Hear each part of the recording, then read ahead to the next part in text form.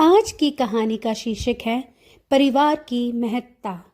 आसमान में उड़ती रंग बिरंगी पतंगों को देख बेटा भी पतंग उड़ाने के लिए मचल उठता है।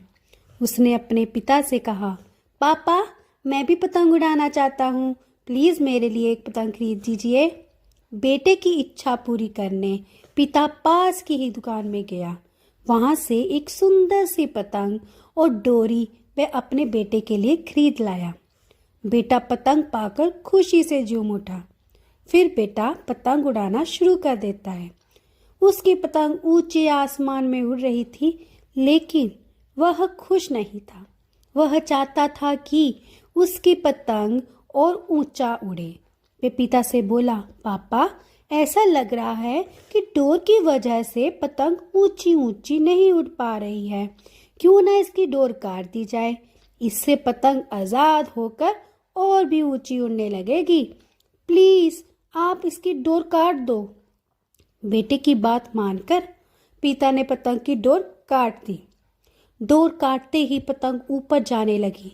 ये देख बेटा बहुत खुश हुआ, लेकिन कुछ देर बाद पतंग ऊपर जाने की बजाय नीचे आने लगी और एक मकान की छत पर जा गिरी।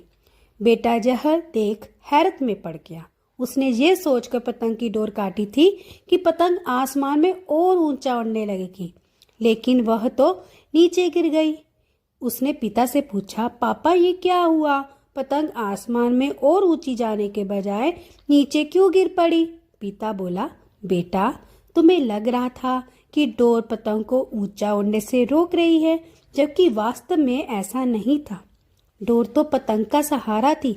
हवा की गति अनुसार तुम डोर खींचकर या उसे ढील देकर पतंग को ऊंचा उड़ने में मदद कर रहे थे, लेकिन जब डोरी रूपी सहारा कट गया तो पतंग को मदद मिलनी बंद हो गई और वह नीचे गिर पड़ी।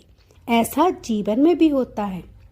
जीवन की ऊंचाइयों पर पहुंचकर हमें लगने लगता है कि परिवार, रिश्ते और दोस्त हमें बांध रहे हैं और सफलता के शिखर पर पहुंचने से रोक रहे हैं।